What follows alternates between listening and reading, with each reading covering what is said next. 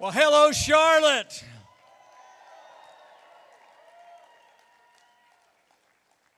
To Madam Chairman, Marshall Lee Kelly, the Republican delegates from all across America, it is a joy to be with you at the 2020 Republican National Convention here in North Carolina.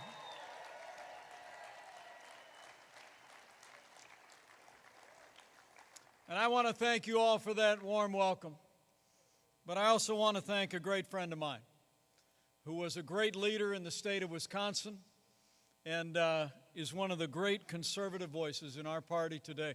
Would you join me in thanking Governor Scott Walker for those wonderful and gracious words?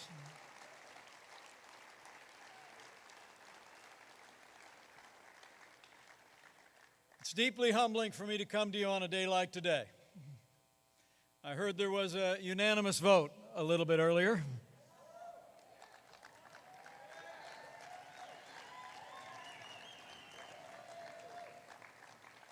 And I'll have more to say about that at Fort McHenry on Wednesday night.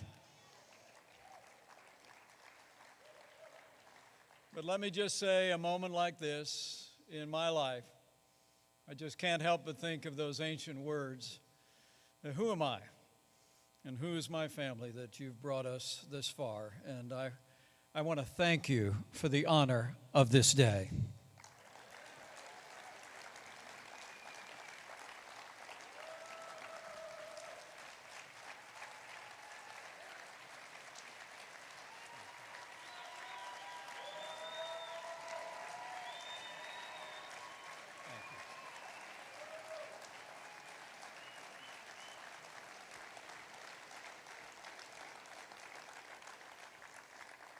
But I heard you were all down here in Charlotte doing some business.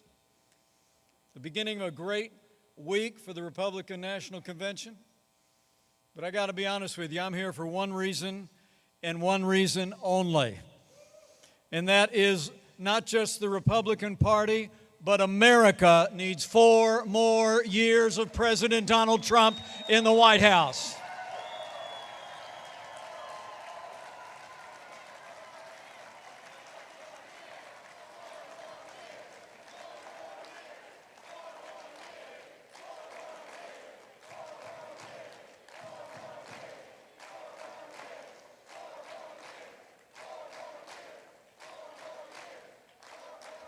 It was 4 years ago that all of you gathered here made it possible for America to have a fresh start. You knew we could be strong again. You knew we could be prosperous again. You knew we could have a president who put America first again, and in 2016 you elected President Donald Trump to the White House. And think of all we've done. We revived this economy through cutting taxes, rolling back regulations, unleashing American energy, and fighting for free and fair trade. And after years of budget cuts, this president rebuilt our military. We restored the arsenal of democracy, and we're once again giving our soldiers, sailors, airmen, Marines, and Space Force the resources that they need to defend this nation every day.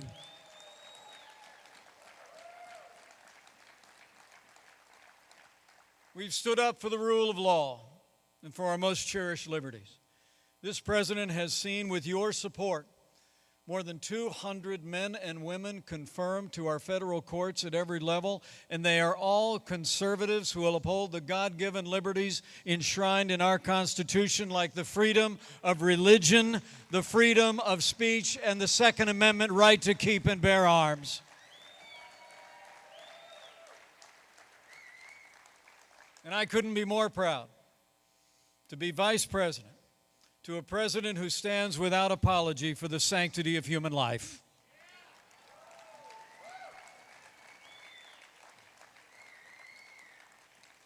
But today is about 4 more years. This week we will take our case to the American people. And we certainly heard the Democrats' case last week. It's remarkable to think. And you understand when you listen carefully to their agenda beyond the platitudes and the attitude, you hear an agenda. Joe Biden and the Democratic Party have been overtaken by the radical left. Their agenda is higher taxes, socialized medicine, open borders, abortion on demand, and cutting funding to the men and women who serve in law enforcement at every level. Well, we're going to take our case to the American people. It's a case of lower taxes, free market economics, secure borders, right to life, and we're going to make it clear that this president, this vice president, and this party will always stand with the men and women who serve on the thin blue line of law enforcement. We're going to back the blue.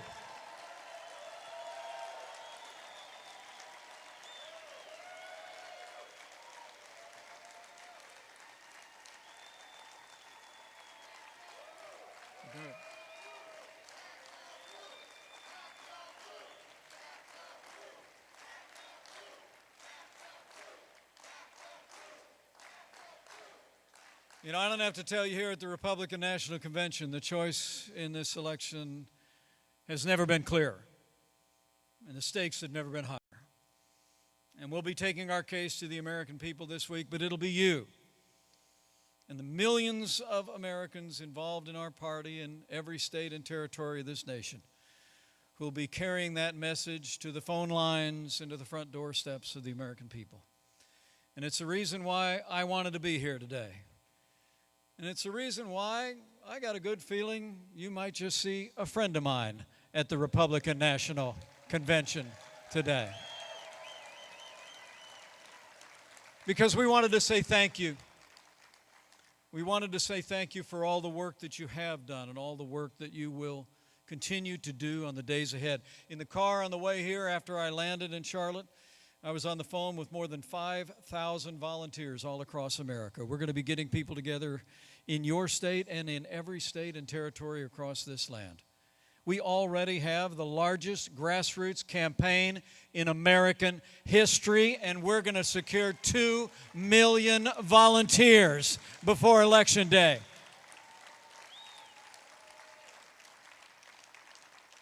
As it really is about re-electing this president for 4 more years, but it's also about an agenda. It's about an agenda that made America prosperous, more prosperous than ever before this great global pandemic struck our nation. More Americans were working than ever before. We were setting records in this economy left and right. And in the midst of this pandemic, as I'll speak about Wednesday night, the leadership of this president and the compassion of the American people shone forth.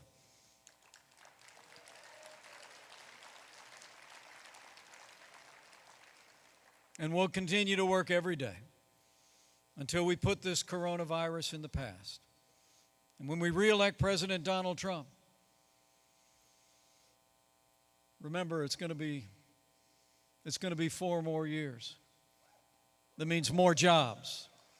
4 more years means more judges. 4 more years means more support for our troops and our cops.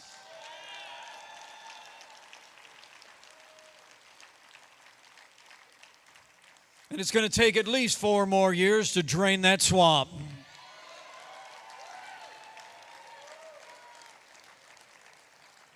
So men and women of the Republican National Convention, it's on.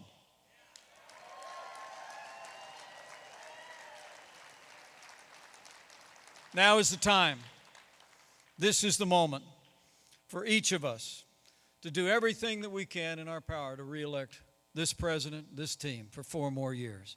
But let's also do our part to re-elect and elect Republicans up and down the ballot. Let's re-elect a Republican majority in the United States Senate, and let's make sure that Leader Kevin McCarthy is Speaker. Kevin McCarthy in a new Republican majority in the United States House of Representatives.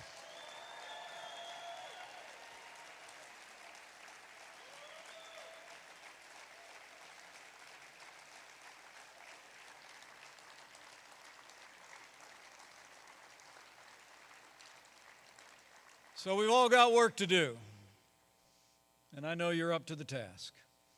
I saw the way this party, this movement, led our nation back in 2016. And I just know each and every one of you are going to do your part this year to reelect this president and elect and reelect Republicans with strong, sound, conservative principles every day. Because, you know, I heard the other day that democracy is on the ballot. But I think we all know the economy is on the ballot. Law and order is on the ballot. Our most cherished ideals of freedom and free markets are on the ballot. That's why we need 4 more years of President Donald Trump in the White House.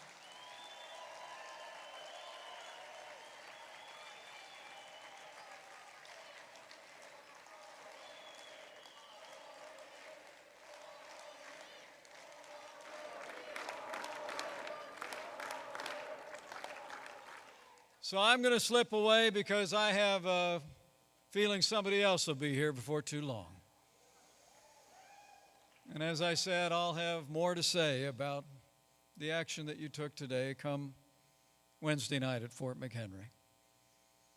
But I mean to tell you, it's the greatest honor of my life to be your vice president. And I'm going to work my heart out to be your vice president for 4 more years.